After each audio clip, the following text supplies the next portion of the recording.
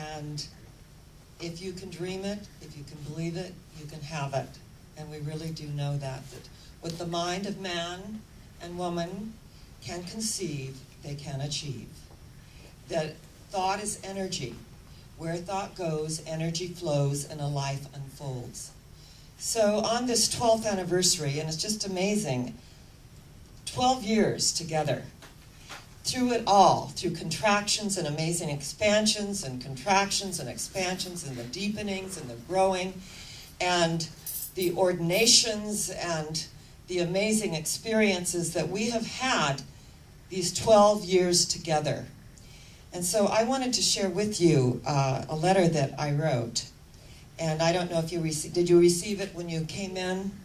Yes, okay. So I wrote, "Dear ones, I want to say happy anniversary to one and all. I want you to know what an honor and a privilege it is to serve you. The Bible states, according to the grace of God, which is given unto me as a wise master builder, I have laid the foundation." We have laid the foundation. As we embrace the energy of our higher power, the substance of our vision unfolds. The grace of God is given unto each of us to learn, grow, expand, and unfold in miraculous ways. We lay the foundation of our lives as we take a spiritual stand in the truth, as we keep our own counsel and our words filled with light and positive energy. This is a moment in time we will look back on with awe and thanksgiving for our willingness to catch the vision and to act on it. There is no profession on the planet that deals more intimately with the human condition than that of minister. We are there at your births, your passing, your pain and suffering, your joys and sorrows. We are sitting in prayer and intensive care units and clasping your hand with your last breath. We are up before dawn to speak the healing word for every doctor, nurse, and attendant that is supporting you through your healing process. We are sitting in meditation as we assist in the scattering of your ashes. We bear witness to your transformations and willingness to give something back through your sacred service to a purpose larger than yourself, from a healed place.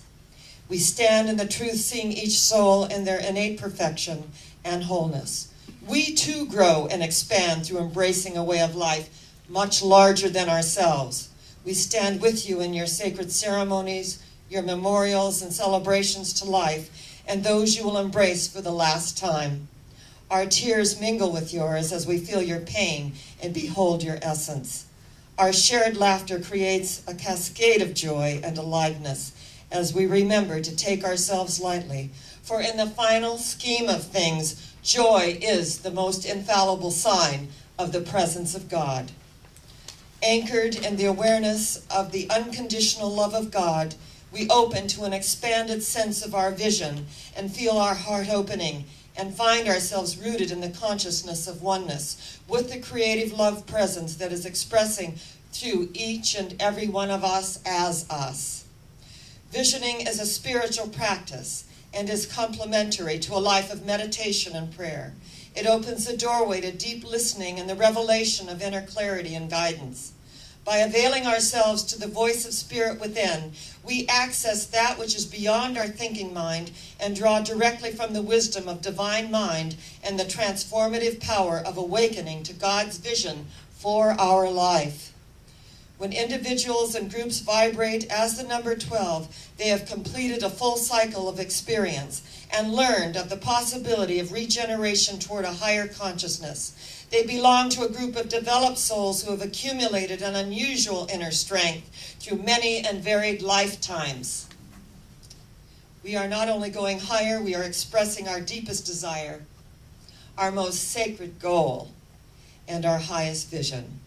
Yes, this is a moment in time we will look back on with awe and thanksgiving for our willingness to catch the vision and to act on it. We know that faith without works is dead, don't we? That we can lo here and lo there, as Jesus, who became the Christ, said, but the kingdom of God is within us. And that when we have that vision, not only for our lives, but express it in the greater community, we know that it all comes back to us energetically. No man is an island, none go their way alone. What we put into the lives of others comes back into our own. You know, having just come out of Africa and been in that energy field, and speaking with Dr.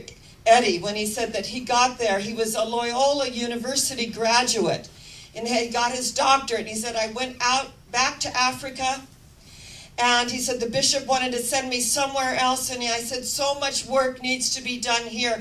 I had a greater vision, but I had to start with the people. He said, I was a gardener. I planted the seeds. I uprooted the yams. I helped cook. I was a father. I was a mother. I was a nurse. I was a doctor. If someone scraped their knee, I put the Band-Aid on it. I did everything, and I was kind of a laughingstock to my colleagues. What are you doing out there? He said, I had a vision to bring a private university to Africa, the only private university that was ever in existence. And not only one now, but 3. It begins with planting seeds. And sometimes people laugh and they make fun of us and they think, what are you doing? But, the vision. The vision is bigger than anything that we are doing.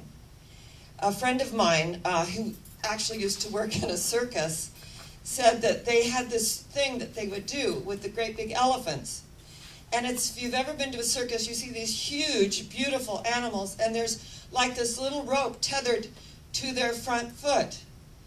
And his friends said to him, you know, they could just leave at any moment. Why don't they? And he said, because when they are baby elephants, they take that same rope, they tie it tightly around the front foot, and the baby elephant tugs and pulls and tugs and pulls and tries to get untethered until finally, after days of doing this, it what? Gives up. Because obviously I'm not going anywhere. So that when the elephant grows into this massive, amazing, magnificent creature, they give up. Because when they were programmed and when they embodied this bondage, they have lived that out. And I thought, how amazing that things have happened to each and every one of us, that we get to a certain point and then we stop ourselves through lack, limitation, scarcity, fear, all the stuff that goes out there, and that we can so easily buy into. But when we sit down in meditation and realize that we are building a foundation, we are the master builder, building a foundation. And as we build a foundation to allow ourselves to move past where we've ever gone before, and when I feel that funny feeling in my stomach, those butterflies, like, maybe I, shouldn't do that, I do that because that stretches me. The minute we think, oh, I shouldn't do that, it's not age appropriate, oh my goodness. The minute we get caught up in that consciousness, we shrink to even smaller proportions. So as we open to the vision of our lives, we realize that we're building bridges, that we are building a spiritual bridge from where we are to where we want to be. And as we acknowledge energetically that yes, it sometimes starts with the very simple things of planting these seeds, of nurturing these seeds, of having the faith and the universal intelligence that the roots go deep down into the soil, even if you may not see anything on the surface. In China, they have a strain of bamboo that they water, they nurture, they do all of this, and nothing really arises. It comes up a little bit, maybe the first 5 years. It looks very small. But it reaches its final growth after 10 years. It just looms into the heavens.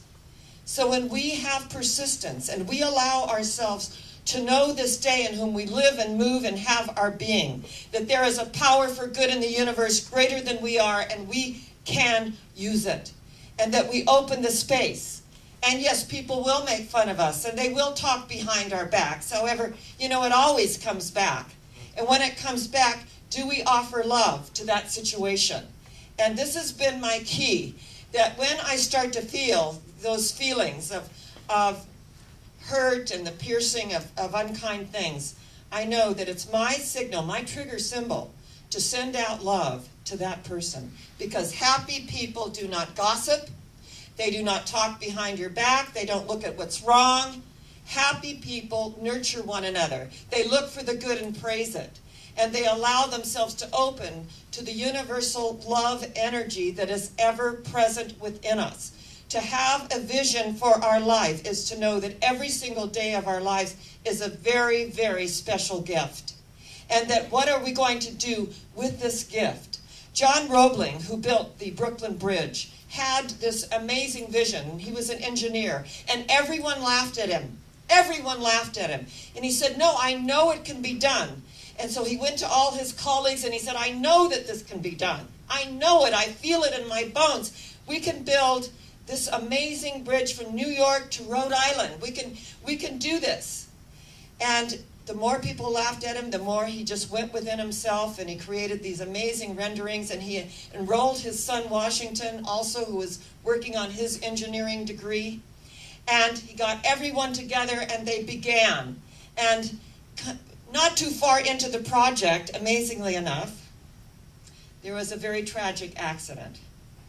And John lost his life, and his son Washington went into a situation where he was handicapped and he was paralyzed. It affected a part of his brain where he could not speak, and he could no longer walk, but he could move his forefinger. And he lay in the hospital bed with this dream and this vision of this amazing bridge. And as he was feeling this energy and feeling rather low, at that moment, a wind came in, and the filmy curtains just kind of parted, and he could look out and he saw the sky and he saw the tops of the trees and saw this as a divine sign that he was to continue this project, even though he couldn't speak and he couldn't walk and he could only move one finger. Can you imagine? He could only move one finger. And so he had his wife come in and he devised a code, and he would tap on her arm. And he would tap this code on her arm to communicate to the engineers, because they didn't know what to do. They knew that he and his father knew how to do this. They didn't know how to do this. People laughed at them. I mean, it was amazing when the accident happened. People said, I knew this would happen. How could they follow such a ridiculous vision? Chase after something that can't be attained. But he developed this little code, this tapping, on his wife's arm. The engineers came in. He tapped out all the instructions of how to do it. It took 13 years, beginning in 1887. And in 13 years, the Brooklyn Bridge was built. And it looms up as this amazing opportunity to persist, to have the dream and the vision. Calvin Coolidge wrote a poem called Persistence, where he talks about nothing in the world will take the place of persistence. Talent will not. There are amazing people with talent that are unsuccessful. Genius will not. There are many, many unfulfilled geniuses. Education will not. There are so many educated derelicts on the planet.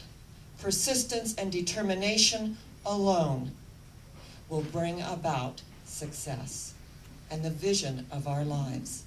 So when we look at our daily life as our temple and our religion, and the opportunity that we have to embrace a purpose larger than ourselves, to really know this, that we are connected with everyone that comes into our energy field, every living thing.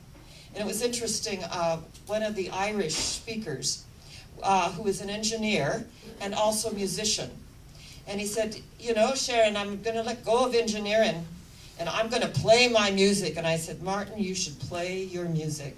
That's what makes your heart sing. So he was out playing the guitar, and the only way I could get online was to be outside my room in the 90-degree humidity and 100-degree temperature. And so he started playing his guitar, and at that moment, he said, I think I'm going to play the flute. So then he played his flute, and as he played the flute, this praying mantis flew in, and it was like in the energy field. It was huge. It even wore a skull cap. You know, it was just this amazing, amazing praying mantis. And I said, well, you look at that. And he said, and he just kept playing the flute. And every living thing vibrates to harmony. I mean, there it is in our midst, that we can sit in the energy field, that we can acknowledge that there really is a power for good in the universe greater than we are, and we can use it. So all this other petty stuff that, irritates us, and we, think, oh, oy vey. All the things that we do in the human condition really don't mean anything.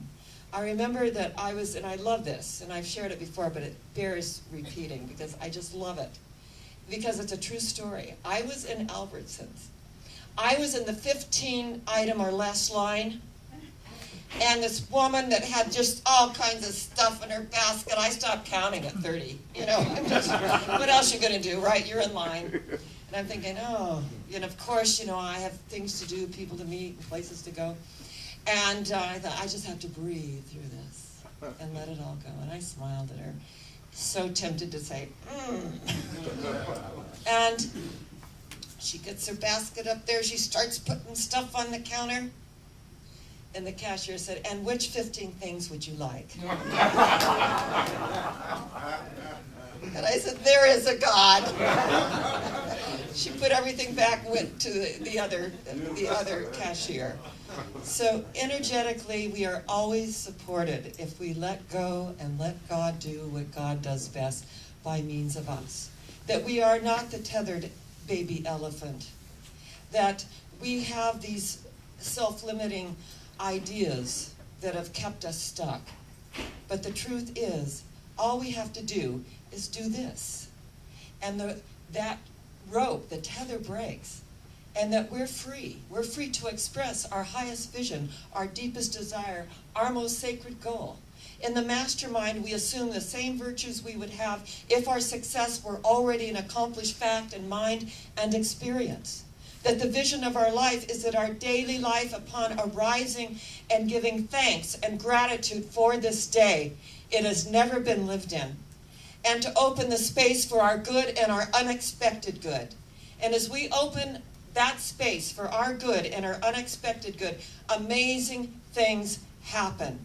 And I love all the beautiful signs and symbols of life that come in to say, I affirm you, that I love you, that you are worthwhile, that there is something within you that is so precious and so amazing that you're here at this time on the planet to give your gift. And as you give your gift, the universe is lifted in that givingness. And that we allow ourselves to know that, yes, we've been together for 12 years, and they've been amazing 12 years. That we've been through our cleansings and purifications, our harmonizing and balancing, and to open the space to allow the consciousness to arise triumphant and victorious. We cannot collapse ourselves into the contractions or the expansions. We have to keep persisting, knowing the truth, and being all that we can be.